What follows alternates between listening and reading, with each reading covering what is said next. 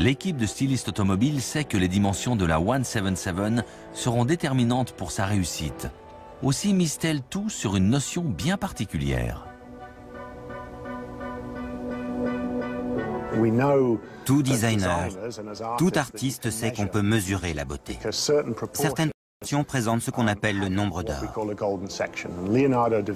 Léonard de Vinci a très souvent expliqué qu'on peut définir les proportions d'un objet pour que les gens le trouvent naturellement attirant.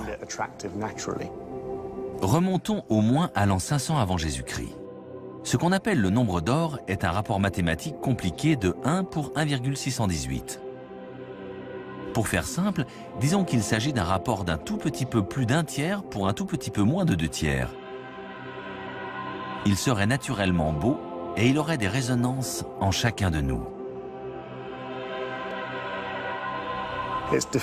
Il s'agit de définir les proportions exactes qui font que les gens vont se dire « ça j'aime bien », sans qu'ils sachent pourquoi. Tout designer a ça en tête. Dès le début, l'équipe de design recourt à cette formule. Quand on détermine l'empattement, on sait quelle hauteur la voiture doit faire, quelle longueur le porte-à-faux doit avoir. Le ratio entre le verre et la carrosserie, c'est 2 tiers pour 1 tiers. Pour chaque élément, on doit retrouver ce ratio. Le nombre d'or se retrouve sous de différentes formes. Comme la spirale d'or qu'on obtient en traçant une ligne arrondie, en passant du rectangle le plus grand au plus petit par les angles opposés. Toutes ces formes sont dites d'or car elles auraient des proportions divines.